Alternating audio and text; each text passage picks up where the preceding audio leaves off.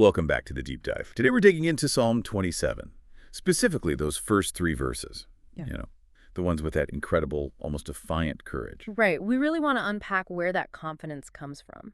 How does David build this sense of security? And maybe more importantly, how can understanding that help you face the stresses and fears in your own life? Yeah, because the tension is immediate, isn't it? David's talking about enemies, real threats, potential death. Yeah. But he doesn't start with help. He starts with, well, a question that sounds more like an answer. The Lord is my light and my salvation. Whom shall I fear? Uh-huh. The Lord is the stronghold of my life. Of whom shall I be afraid? It's such a bold claim right out of the gate. It almost feels out of place, given the dangers he describes later. And that's exactly why we're focusing on these first three verses. They lay down this absolute foundation of trust before he gets into asking for things later in the song. The confidence isn't the goal, it's the starting point. Okay, so let's break down verse 1. He uses these three powerful images for God: light, salvation, and stronghold. Pillars of confidence, you could say. Exactly. The way they're structured in Hebrew is really interesting. It's called synonymous parallelism. He's not just listing things. Uh-huh. Well, he links the first two concepts, light and salvation, directly to that question, whom shall I fear? Then the third one, stronghold, sort of grounds the other two. It gives a practical picture of what that light and salvation mean in terms of actual protection, like a refuge. Got it. So let's take light first. The Hebrew is or. We often think of light as knowledge or truth, maybe guidance. Is that it? It includes that, sure, but it's much bigger in this context. Often in Scripture, light is a metaphor for deliverance itself. Think creation light, pushing back the chaos and darkness. Ah, okay. So God as light means God banishing the darkness of his situation, like actively driving it out. Precisely. It's divine presence, life itself, overcoming the void, the threat. And right next to it, salvation, Yesha. Yes, Yesha. This means complete rescue, liberation. Not just patching things up, but a full deliverance from danger or bondage. Total security. So it's comprehensive. Very comprehensive. And Yeah. interestingly, the root of this word, Yesha, is shared with the name Yeshua, Jesus. The idea of rescue is that central. Wow. Okay, that adds another layer. Then we get to the third pillar, stronghold, Manaus. This one feels much more concrete, especially for David the warrior. Absolutely. Mao's is a fortress, a refuge, a secure place. Think of a high tower you run to during a siege. It's that ultimate place of safety when the enemy is right there. So he's taking God's immense power and Mm. translating it into this image of unbreachable physical safety. Exactly. It's why someone like John Calvin could say David saw all the power of earth and hell as lighter than a feather compared to God's protection. God just outweighs everything else. That provides the structure for his confidence then. That's the bedrock, yes. Okay, so we have these powerful metaphors in verse 1. But then verse 2 immediately shifts to, really graphic threats. When evildoers came at me to eat up my flesh, they stumbled and fell. That doesn't sound like a metaphor. No, it doesn't. That imagery, eat up my flesh, is visceral. It points to extreme danger. Some commentators think this might even recall a specific event, maybe when David was nearly killed by a giant Philistine, literally about to be, consumed. So he's remembering a moment where he was completely vulnerable at the point of annihilation. And yet the outcome was their defeat. They stumbled and fell. His weakest moment became their downfall. That memory must fuel the confidence in verse 3 then, right?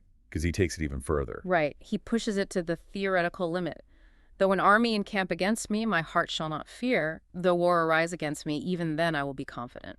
It's just astounding. Not, I hope I'll be okay, but I will be confident, even facing a whole army. Yeah, it's not about his military skill or chances. It's this deep conviction that because he's in God's hand, the outcome is fundamentally secure, regardless of the external circumstances. It's no wonder this psalm is still used today. You mentioned the navigator suggesting reading verse 1 during a crisis. That's right. Reading it 3 times, specifically to sort of recenter yourself on that truth when fear tries to take over. It proves its timeless power, doesn't it? It really does. That statement in verse 3 is like saying trust is enough even when you're surrounded by the worst possible threat. Exactly. Maximum threat, yet internal confidence remains. Okay, but this brings up a structural puzzle, I think. If David has this absolute rock-solid confidence laid out in verses 1 to 6, why does he then spend the second half of the psalm, verses 7 to 14, praying, asking for guidance, mercy, not to be abandoned? Doesn't the confidence make the prayer kind of unnecessary? That's a fantastic question. And yeah, it seems contradictory at first glance, but scholars look at Psalm 27 often as a composite psalm. It might blend different elements, maybe even different pieces written at different times, Okay. but the way it's put together is key. The section declaring trust comes first. The confidence isn't the result of the prayer, it's the presupposition. It's the place from which he prays. Ah. So he's not praying to get secure. He's praying from a position of security. Yeah. Navigating life as someone who is already safe. You've got it. And what's the ultimate source of that security? It's hinted at strongly in verse 4, his famous one thing. One thing I ask of the Lord, that I may dwell in the house of the Lord all the days of my life. Yes, that pursuit, that singular focus on perpetual communion with God, that's the real bedrock for the fearlessness in verses 1 to 3. If your entire life's goal is to be with God, then being overwhelmed by fear becomes, well, almost logically impossible. You're already in the stronghold. So the confidence isn't just a feeling, it's rooted in a lifelong commitment, a direction. Exactly. It's an active seeking of that divine presence, which is the ma'ons, the refuge we talked about. And this links back to his prayer later on, doesn't it? He asks God to lead him on a level path because of his enemies. Right. The confidence he declares up front is tied to his intention to walk rightly. He needs guidance to stay on that path and avoid the traps set by the wicked. His safety isn't passive. It comes from choosing to live under God's protection and guidance. So it's an active stance. Confidence and dependence. Not just, I feel safe, but I am choosing to walk in the way that keeps me safe under God. Precisely. And you see this active element even at the very end of the psalm. When David tells himself and us, wait for the Lord, be strong and let your heart take courage, Calvin points out he's actively strengthening himself for the future. Preparing for the next challenge. Yeah, it's a continuous process of reinforcing that foundation laid out in verses 1 to 3. Okay, so pulling this all together, the deep dive nugget here seems to be that David teaches us confidence isn't something you achieve after the storm passes. It's the premise you start with. Yes. You declare your safety because God is light, salvation, and stronghold comprehensively. That reality exists before, during, and after the threat. It shifts the whole perspective. You don't wait for circumstances to change to feel secure. You root your security in God's unchanging nature. And if you take that to its logical conclusion, as David did, it allows you to essentially banish fear from your conscience, because God's protective power simply outweighs any possible threat. It reminds me of how Paul echoes this same certainty centuries later. If God be for us, who can be against us? Exactly. Romans 8.31. It's the same fundamental trust building right on David's foundation. So the final thought, the challenge for you listening, is perhaps this. What would it actually look like to live day to day from that place of certainty?